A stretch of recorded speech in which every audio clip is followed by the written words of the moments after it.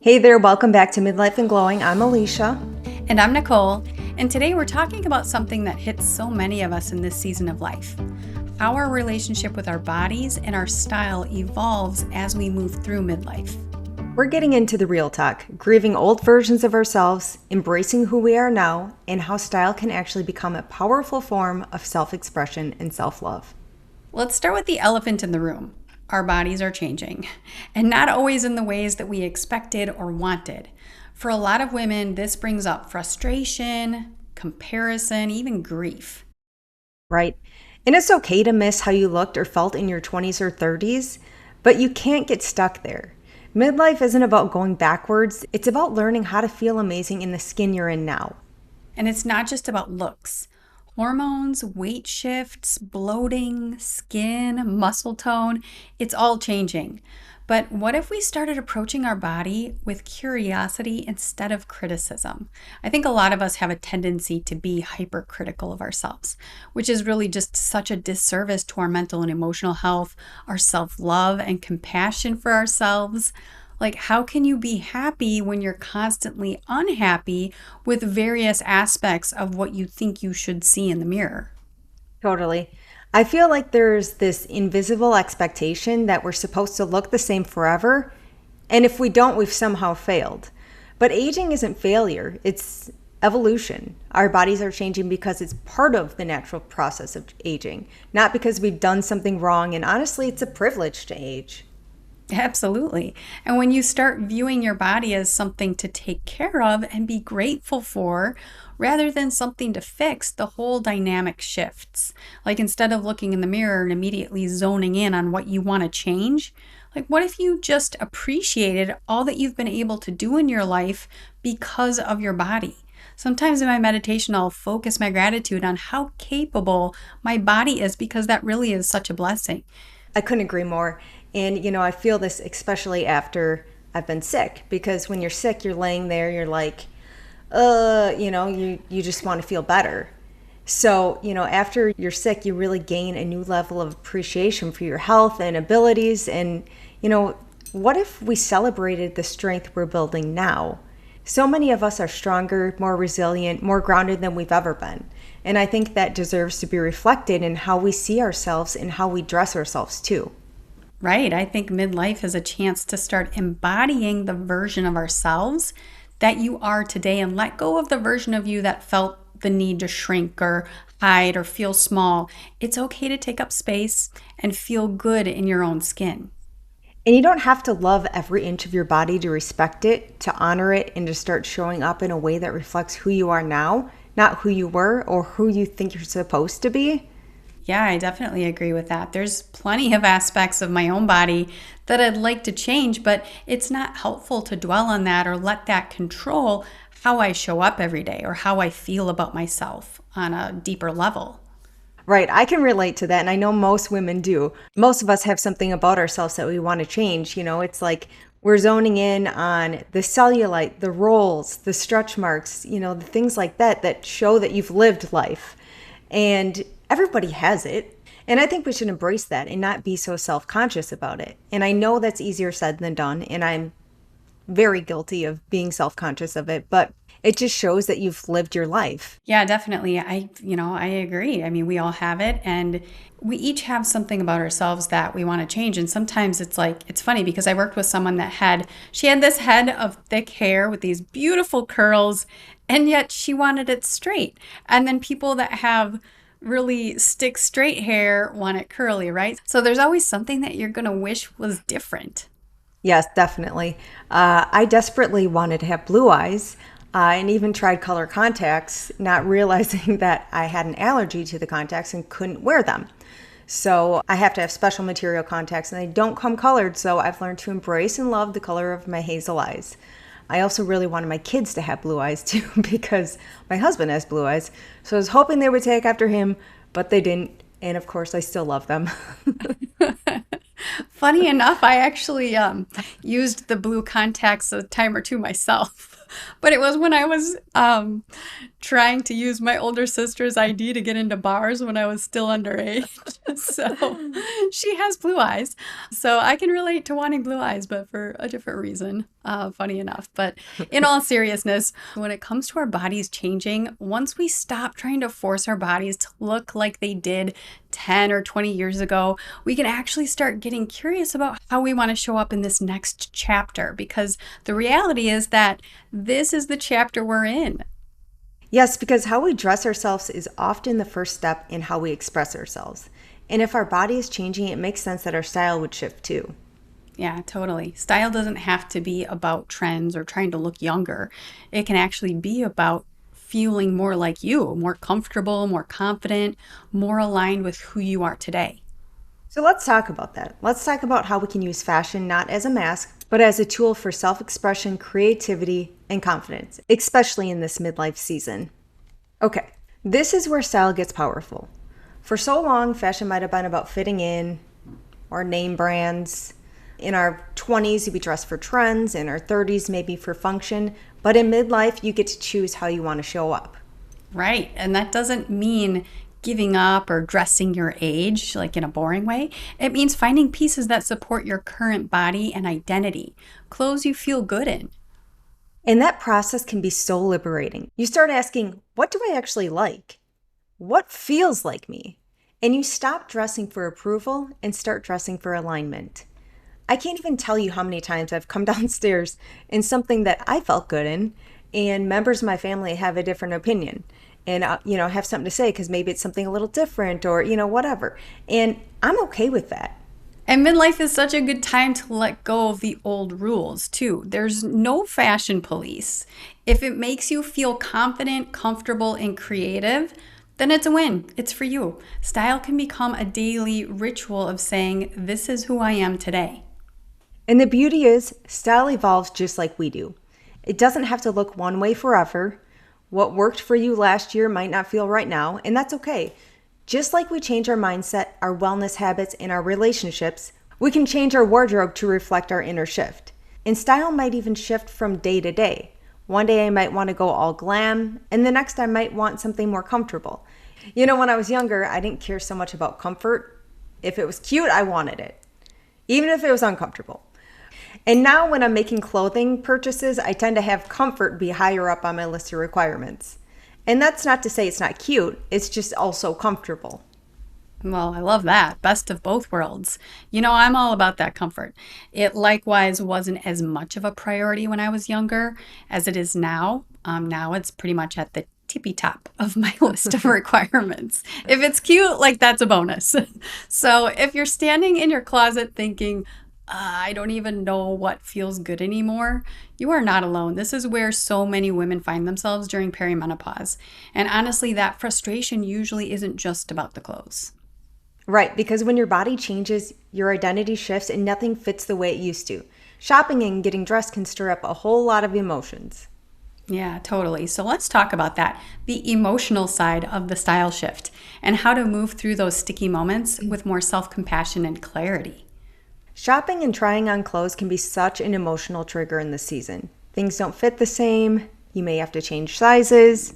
Current trends don't look right or feel good on your body. Right. And both of those, changing sizes and opting out of the hot trends, can be really tough. You want to be able to wear what you used to be able to wear and feel confident, but you end up feeling uncomfortable. A lot of women say, I don't even know what to wear anymore. But it's not about the clothes, it's about how they're feeling. Right. And if you don't feel good in your body, it's hard to feel confident trying new things. And that's why it's so important to take the pressure off. Style is not about perfection. It's about feeling good. It's a form of self-expression. There have always been certain things I've just never felt totally comfortable wearing. And it's funny because I've always been pretty petite, but I've still felt self-conscious in leggings. Then I'll see someone with a completely different body type rocking them with total confidence, and I honestly admire that. It's such a good reminder that style really isn't about size. It's about your mindset. It's about how you carry yourself, how you feel in what you're wearing. Confidence is the thing that makes an outfit work. Yes, let yourself evolve. Style can be a mirror of your growth and an opportunity to feel good if you're choosing things that you feel confident in. And that can look different for everyone. So, all right, Alicia, you are the Daily Glow fashion expert. Fashion is obviously something that lights you up, and I feel like it always did. I remember growing up, you always had like 3 outfit changes in a day. But can you tell us how your love of fashion started? Well, as far back as I can remember, I've always loved fashion and all things girly. And yes, you're right. I felt it totally necessary to change my outfit many times a day growing up, probably to mom's annoyance, having to wash all the extra outfits.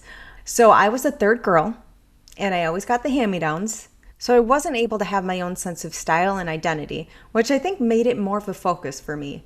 I wanted that. I liked different things, and I had a different style that I didn't get as much of an opportunity to express when I was little. So that became kind of front and center for me when I was able to pick out my own clothes and explore fashion and makeup. I remember when our little cousins would come over and I would love to dress them up and do their hair and makeup. And that really hasn't changed in my adult life. I still love all those things. My love for dressing up really has not changed, except now I have to buy my own things. Yeah, well, that's true. You've even done makeup for several people for weddings and proms and different things. So that's Yeah. definitely continued to be something that you clearly have a passion for. Okay, Yeah. so obviously your love for fashion has always been part of who you are. And I feel like that passion really shows in how you help our community today. Your passion really shines through in what you share on the Daily Glow Life Instagram account. So let's tap into that fashion brain of yours for a minute. What do you think makes someone stylish in midlife? Because I think a lot of women assume it's about trends or keeping up with what's in. Honestly, I think confidence and alignment.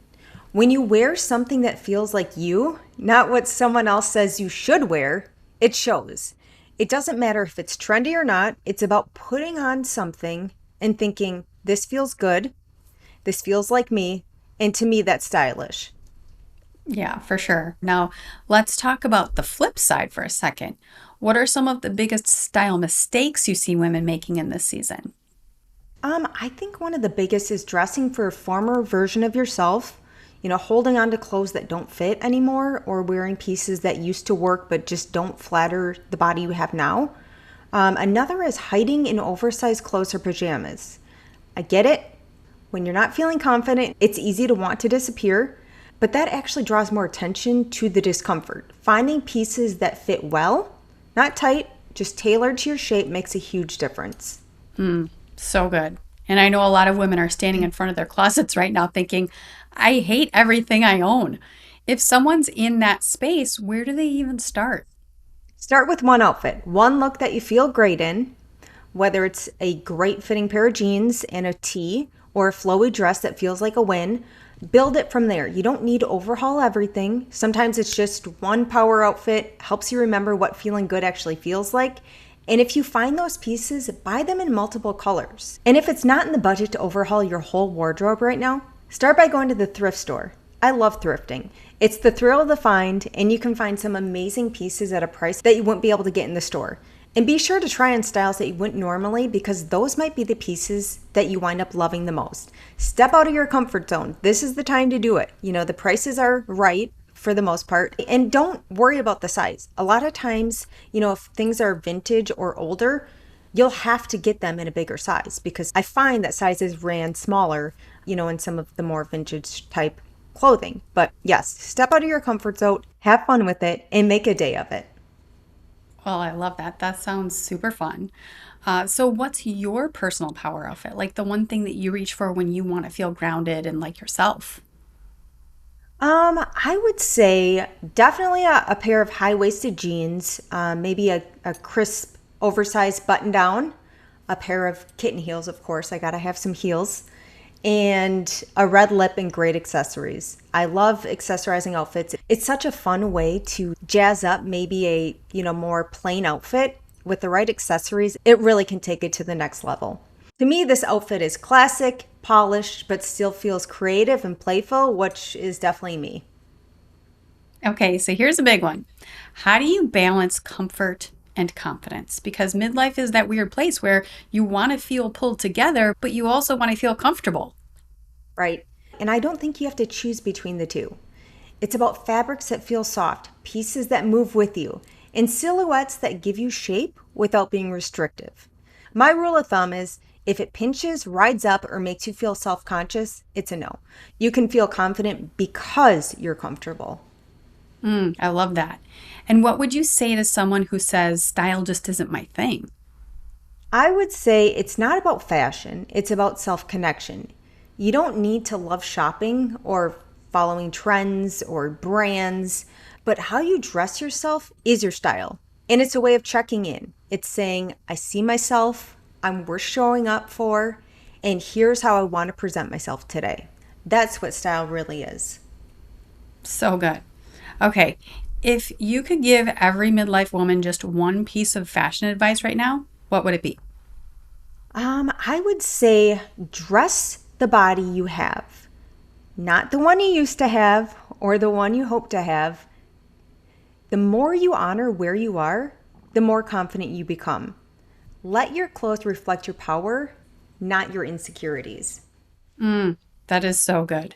Say it louder for the women in the back. I love how you make style feel empowering, not overwhelming. Well, it should be. Style is a way to celebrate yourself. It's not about being perfect, it's about feeling good in your skin and showing up with intention. Right, which is what we talk about in all facets of our wellness, right? Being intentional with your nutrition, your movement, stress management, your self care. And speaking of self care, style or fashion really is a form of self care. Oh, definitely. Yes. This makes me think of when the pandemic hit. Like so many others, I went from working full time in the office to working entirely from home. At first it was so easy to slip into the comfort of sweatpants, pajamas, no makeup, messy buns every day. I stopped getting dressed and I stopped putting in the effort. And after a while, I really stopped recognizing myself. My confidence plummeted, my mental health followed. And one day I looked in the mirror and I said, this is enough. I'm not liking what I'm seeing. I stopped caring. And I decided even if I wasn't leaving the house, which we really couldn't at that time, I realized I needed to show up for me. I started getting ready again, not for anyone else, but for myself. Makeup, hair, a cute outfit, it became a daily ritual of care, a way to remind myself of who I am and who I'm still becoming. And now I treat these as rituals, as essentials, not for vanity, but vitality. Fashion and style is definitely a form of self care for me. And I notice when I don't take the time. I definitely feel more confident in my day when it's like armor for me, when I have my armor on. So I definitely try to take the time to do my makeup and put on an outfit, do my hair. It just makes me feel better and gets me ready for the day. So I have a friend that I met with a while ago, shortly after the pandemic kind of hit, and she said the same thing to me. She said that she felt like she needed to get ready and put on a cute outfit and do her hair and makeup and everything in order to feel a lot better. So I definitely know that there's a lot of people out there that feel the same, like it makes a difference in how you show up and how you feel when you're taking the time to be intentional about how you show up. Okay, so Alicia, can you share some glow-friendly tips to help us reconnect with our style without overhauling everything? Yes, these are things I actually do, and you can start with just one. Find your go to power outfit, something that makes you feel strong, confident, and stylish. Next, shop for your body now, not your goal body, your body now. Try a mini closet refresh with one new piece that excites you. Next, let comfort and confidence guide your choices, not trends, not name brands, comfort and confidence. And lastly, pay attention to textures, cuts, and colors that feel good on your skin.